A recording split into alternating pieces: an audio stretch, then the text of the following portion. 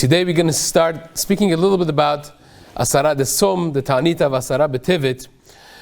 Of course, as you paid attention in the Tefillah, in the extra Tachanun part, the day of Asarah B'Tevet is marked for Nebuchadnezzar, the army of the Babylonian Empire, surrounding and laying siege on Yerushalayim, which happened on Asarah B'Tevet, a year and a half before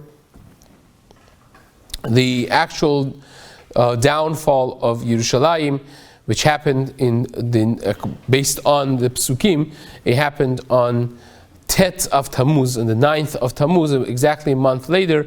There are those sources that seem to suggest that also in first Beit HaMikdash, the city actually fell on Shiva Asar B'Tammuz, which would make it really amazing that both of the Batei Mikdash, the walls were destroyed, the enemy penetrated on Shiva Asar B'Tammuz, and on Tisha B'Av were destroyed. So, even within the destruction, you see the hand of HaKadosh Baruch Hu in a very vivid, very clear way. But based on the Psukim, you see it was in Tet of Tammuz, 9th of Tammuz, that the walls were broken a year and a half, basically, after the siege was laid by Nebuchadnezzar. Now, the question is, why is it such a difficult day? You could say, Asarah B'Tammuz, had it fallen on Shabbat, we would not push it away.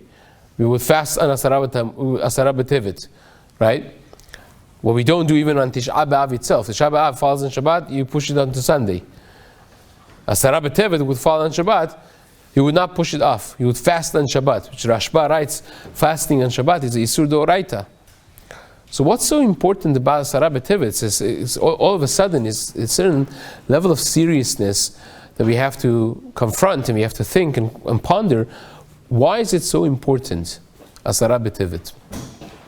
And the reason is because Chazal, really the same thing, me'en of this, similar to this is mentioned about Tisha B'Av itself as well. The Gemara says, Tisha B'Av, in the evening time, they set fire on the Beit HaMikdash, and it was burning the entire night, and then the entire day after, the 10th of Av, the majority of the Beit HaMikdash actually burnt on Asiri B'Av, on the 10th of Av, not on Tisha B'Av.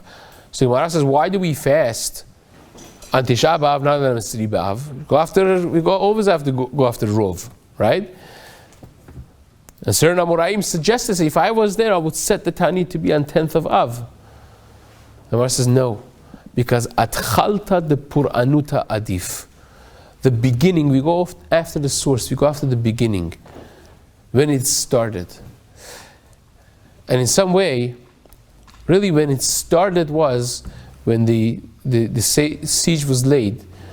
When the seeds of Khurban started was today. And the day of Asarah B'Tevet is the time really to think about Khurban Beit HaMikdash. Because the real source is when it starts. We have to go after the roots of what really destroyed the Beit HaMikdash. So I'll say when they destroyed the Beit HaMikdash, Bat Kol came and said, Bayit Saruf Sarafta. You burnt an already burnt house. Kemach Tachun Tachanta. You grounded up a already ground up flour. In other words, if the Beit HaMikdash spiritually is not destroyed, nobody could touch the Beit HaMikdash.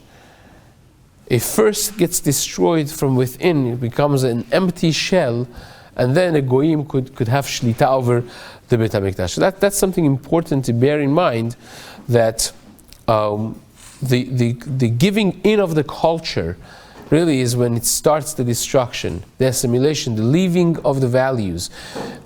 And having said that, really Asarah B'Tevet is marking two other elements that happened around that time. And the Chet of Tevet was the translation of Torah to Greek. The original translation, the 5 people, the Talmai HaMelech, we studied the story of the 70 elders doing it, which is a different story, oftentimes mixed up with the first attempt of 5 Zakenim. And the Gemara says that day was like the destruction of the Beit HaMikdash, like the burning of because the culture was opened now to to the Goyish culture, to the non-Jewish people, and us mingling with them, that's not a positive thing when you bring in values that are not the Torah values.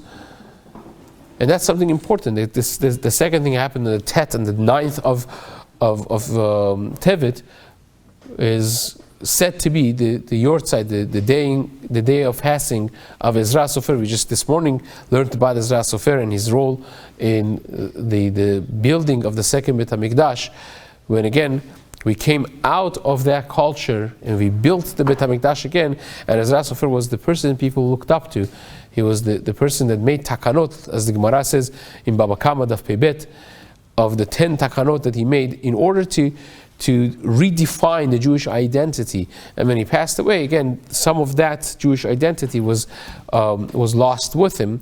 So the core of all of these elements is that which we have to strengthen, the strengthening of the Jewish values of ourselves, the Frum community. Not a kiruv rechokim, but a kiruv kirovim, to make it more meaningful. You see, Bayit Rishon, of course, everyone knows the Gemara. In Masechet Yuma Daf Tet, the Gemara says, why did Bayit Rishon get destroyed? Because of the 3 cardinal sins, right? Avodah Zarah, Shfichut Damim, and Gilui Arayot. So fine, the 3 cardinal sins. But then there is a Gemara in Masechet Nedarim, and Daf Pei Aleph. The Gemara says, Alma Avda Haaretz, why was Beit HaMikdash destroyed? And the Gemara says, She'elazu, this question they asked from Nevi'im, from Gedolim, from Chachamim, and nobody knew the answer until HaKadosh Baruch Hu had to come in himself and explain the reason. And Hashem said, Al ozvam et torati velo hilchu ba, because they left my Torah and they didn't go in it. The Gemara says, what do you mean? If they left, they didn't go in it, so of course they didn't go in it. So what does it mean? Al ozvam et torati velo hilchu ba. The Gemara says, Shelo barchu b'Torah tchila. They didn't say Birkat Torah in the mornings. And you ask yourself the question, say, seriously? Really? Because they didn't say Birkat Torah, that means they were learning Torah. They were doing the mitzvot. But because they didn't say Birkat Torah, the Beit HaMikdash got destroyed. And Chazal explained is because the excitement was not there. The excitement, when you say bracha on something you're excited about. You learn Torah, but it's it's a lifestyle. You're not excited about it, so then you forget to say the bracha. You just do it as something that you do routinely. You get up in the morning, you're learning, right? I was just speaking to somebody, a young boy, and he says, every morning I forget to say Birkat Torah. I get up, I just start learning, and then my chavruta reminds me says, if you're excited about learning, then you don't forget to say Birkat Torah. But still, we have to deal with a major problem. Because this seems to be a description, the Gemara in 81 in Nedarim seems to be a description of the destruction of the first temple, not the second. Because it says they asked this question to Nevi'im. There are no Nevi'im in second temple. In second Beit HaMikdash, there's no Nevi'im. So the Gemara in Yuma describes the destruction happening because of the 3 cardinal sins. And the Gemara in Nedarim seems to describe it as the reason being for not saying Birkat Torah. So which one is it? And how do they go together? If they're learning Torah, the only problem is they're not saying bracha. People who learn Torah, they go do Gilui Arayot, Shfichut Damim, and Avodah Zarah. And the answer is yes. Because when you're not excited about it, when you're not cherishing the values that you have, it's not glorified in your eyes. You're not saying Birkat Torah because it's not exciting. When it becomes routine, you won't see a contradiction between going to a shiur Torah and then afterwards going and doing all kinds of other things. What led to them being able to do the cardinal sins as being within the parts of the Jewish community is because Torah was not exciting. It was not what defined their life. It was something that they did. It's like getting a PhD in Bible, in Tanakh. You could read that and be a Bible critic and not see all of the beauty that's in there. And not see all the amazing science that's in there. A person could be what they call, Baruch Hashem, we don't have this in our place, but I heard they have it in other places, called orthoprax. They practice orthodoxy, but they don't believe in it. They do it because of comfort zone. Because we grew up like this. So I put on tefillin, I wrap tefillin on, I go to but it's not what defines my life. Because Asarah b'Tevet, we take this seriously, we would fast on Shabbat. Because this is the source of it happened before the destruction. The actual destruction was by Tzaruf Sarafta. It was already burnt. It was already burnt. So we fast, okay, fine, but the Ikar is the source. The source started because the excitement was not there. The commitment was not there. And when we fast, of course, like Rambam says, fasting is not a kunz.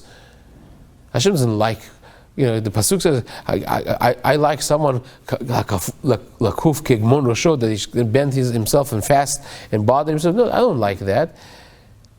Hakazeh efcharehu, says Hashem. This is the fast that I like. No, the fast that I like is a fast that the person thinks, why am I fasting?